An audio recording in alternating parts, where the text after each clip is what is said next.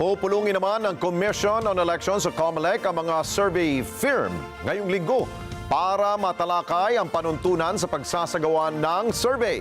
Samantala, ilang botante naman ang nagsabing hindi maapektuhan ng mga resulta ng survey ang kanilang pagboto. Madeline Villar Moratillo sa balita.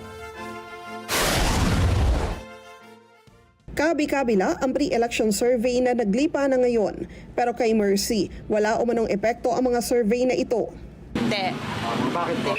Kailangan ang tao magising. Kung sino yung binoboto nila, kailangan kilalanin yon kung sino talaga yon. Kasi sometimes yung rate lang ng is, lang yon, di bumabase kung sinong anong tao, anong klaseng tao. Ganito rin ang pananaw ni Erlinda. Hindi na po. Opo, sarili ko rin yung decision po yan. Para labanan ng mga questionabling survey, binuo ng COMELEC ang Task Force Respeto. Yan yung ating tinreate na task force na papa-approve natin sa Commission NBank. Sila ang responsible sa pagpapatupad ng guidelines natin sa regulasyon patungkol sa survey organization and firms. Para magkalinawan naman sa inilabas na resolusyon ng COMELEC na nag-oobliga sa registration ng survey firms, makikipagpulong ang poll body sa kanilang mga kinatawan.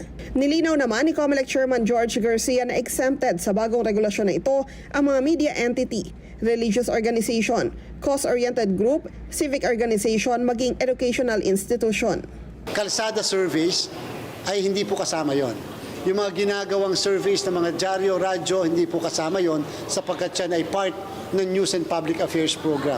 Ayaw natin na mapaviolate yung freedom of the press. Sabi ng COMELEC, gusto rin nilang malaman kung sino ang nagpakomisyon ng mga survey para malaman kung naideklara ito sa Statement of Contributions and Expenditures ng mga kandidato. Para din ma-exclude natin yung mga kabuti na lang na parang mga mushroom na nagsulputan ng mga survey organization na talaga namang ang purpose lang ay magpabayad para sabihin kung ang isang kandidato ay kunyari ay nandito sa place na to o nandyan sa slot na yan.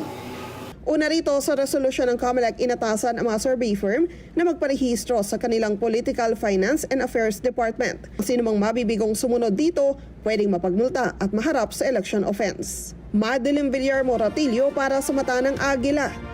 Matatag, matapang, matapat. Maraming salamat sa inyo pong pagsubaybay sa Mata ng Agila Primetime. Para malaman ang matatag, matapang at matapat na mga balita, i-follow lamang at mag-subscribe sa @Net25 TV.